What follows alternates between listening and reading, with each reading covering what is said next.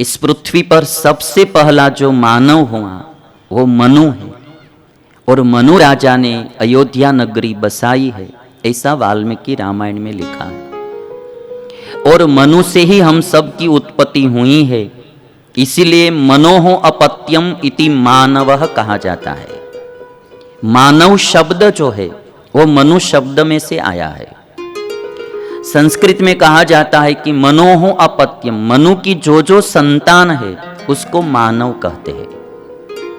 इसलिए ऐसे तो देखे तो हम सब का मूल एक ही है, मनु से ही हम सब की उत्पत्ति हुई है। जैसे जैसे युग चलता गया वैसे वैसे थोड़ा थोड़ा विभाग होता गया मानवों में, किंतु मूल हम सब का एक ही है। मनोहो अपत्यम इति मानवः। वे ही मनु राजा ने ये अयोध्या नगरी की रचना की थी। लव और कुश कहते हैं कि ये अयोध्या के राजा थे दशरथ। दशरथ राजा बहुत अच्छी तरह से अयोध्या का शासन कर रहे थे। सुमंत्र आदि जो मंत्रियों थे, तुलसीकृत रामायण में सुमंत जो कहते हैं वही वाल्मीकि रामायण में सुमंत्र कहा है। सुमंत्र आदि मंत्रियों भी प्रामाणिकता से कार्य करते थे। जब राजा अच्छा होता है और मंत्रियों अच्छे होते हैं तो राज पूरा सुखी होता है। अच्छा राजा मिलेगा राज्य को तो प्रजा सुखी होगी। यदि राजा ही अच्छा नहीं है तो प्रजा सुखी नहीं होगी। और इसीलिए अभी 2019 का ये वर्ष चल रहा है, राजा चुनने का वर्ष है। अब ये देश का राजा अच्छा होगा तो देश का विकास होगा, देश की प्रजा सुखी होगी। भागवत में परीक्षित राजा ने लिखा है, जब कलयुग एक राजा का वेश धारण करके गाय के रूप में आई हुई पृथ्वी और बैल के रूप में आया हुआ जो धर्म उनको पीड़ा दे रहा था, तब परीक्षित राजा ने कहा कि जिसके राज्य में उपद्रव होता है, सज्जन पुरुष को दुर्जन पुरुष पीड़ा देते हैं, पीड़ा दुखी करते हैं, तो वह राजा, उस राजा की कीर्ति का नाश होता है, उसकी आयु का नाश होता है और वह राजा मरकर नरक में जाता है। तो राजा का कर्तव्य है कि प्रजा का पालन करना। आज दशरथ राजा ऐसे राजा थे, बहुत सुचारू रूप से अयोध्या का शासन करते थे।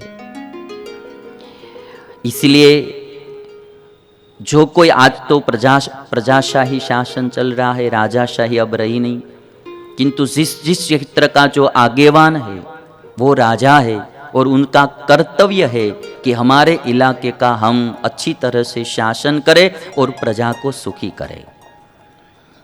आज से बरसों पहले हमारा जो सूरत शहर था वो बहुत गंदा शहर था। गंदगी बहुत फैली रहती थी, रास्ते भी इतने चौड़े नहीं थे, गंदगी भी इतनी रहती थी शहर में।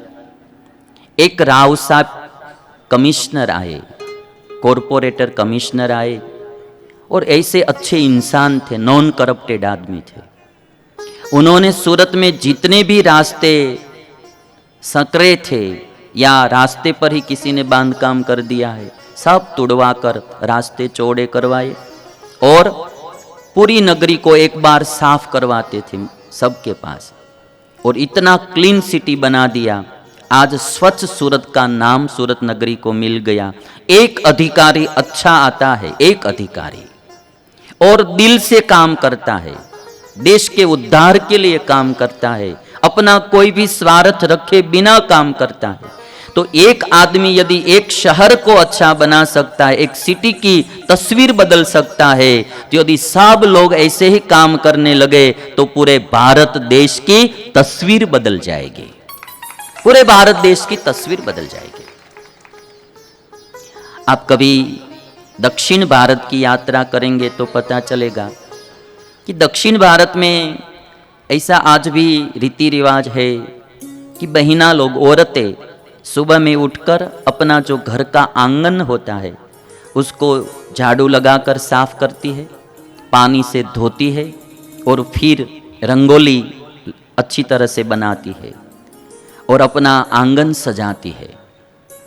तो एक एक घर के आगे सब इस तरह से स्वच्छता रखकर आंगन सजाएंगे तो पूरा शहर अच्छा स्वच्छ बन जाएगा और रंगोली से अच्छा दिखने लगेगा। एक एक इंसान अपना अपना कार्य अच्छा करने लगे तो पूरा भारत देश बदल जाएगा।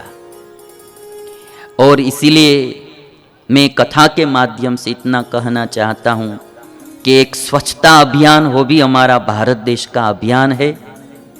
स्वामीनारायण भगवान ने आज से 200 साल पहले एक शिक्षापत्री नाम का ग्रंथ लिखा और उस ग्रंथ में कहा कि जहां तहां मल मूत्र का त्याग नहीं करना, जहां तहां थूकना नहीं। हमारा देश, हम ऐसे तो भारतवासी बोलते हैं कि जननी जन्मभूमिश्च स्वर्गात अपि गरीयसी। हम बोलते हैं कि जननी और जन्मभूमि है वो स्वर्ग से भी महान है। तो वो जन्मभूमि जो हमारी होती है, भारत भूमि, वो हमारी मातृभूमि है। उस पर जहाँ तहाँ थूकना नहीं, जहाँ तहाँ मल मूत्र का त्याग नहीं करना, जहाँ तहाँ कचरा नहीं फेंकने का हम एक एक आदमी ध्यान रखेंगे तो हमारा पूरा भारत देश स्वच्छ बन जाएगा। और इसीलिए हम सबका कर्तव्य है। आजकल राजा अकेला क्या करेगा, आज प्रजाशाही, इसलिए सब प्रजा का कर्तव्य है कि हम सब मिलकर हमारे भारत देश को अच्छा बनाए। हम सबका कर्तव्य है। और इसीलिए हम साधु लोग भी परिश्रम करते हैं कि हमारे भारत देश, प्रभु भक्ति तो कथा के द्वारा होगी ही होगी, किंतु साथ में देश भक्ति का भी बीज बोना है जिससे हमारा देश आगे बढ़े। हम अमेरिका का वीज़ा लेने के लिए जाते हैं ना तो बहुत देर तक लाइन में खड़ा रहना पड़ता है, फिर भी वो वीज़ा देते नहीं है। बार बार सबको इच्छा तो रहती अमेरिका जाने की। मैं तो यही सोचता हूँ कि हम 125 करोड़ लोग हैं भारत में, यदि भारत देश को आगे बढ़ाने का प्रयत्न करेंगे तो एक दिन अमेरिका वाले वीज़ा लेने के लिए भारत आएंगे। ऐसा देश बनाना है हम सबको और सबको मिलकर बनाना है। जो आदमी थोड़ा भी देश के लिए काम करके जाएगा तो उनका नाम अजर अमर हो जाएगा। तो अभी आप देखिए कि अंग्रेज शासन था और ईस्ट इंडिया कंपनी काम कर रही थी, तो हमारे नगवा गांव के मंगल पांडे जी उनमें ही सिपाही थे, किंतु उन्होंने जो अपने देश के लिए काम किया, अपने प्राणों की आहुति दे दी और देश के लिए काम किया, तो स्वतंत्रता संग्राम के पहले आदमी बन गए मंगल पांडे जी। ये दुनिया कभी उनको भूल नहीं पाएगी। जो देश के लिए कोई काम करके जाता है उसको दुनिया याद रखती है।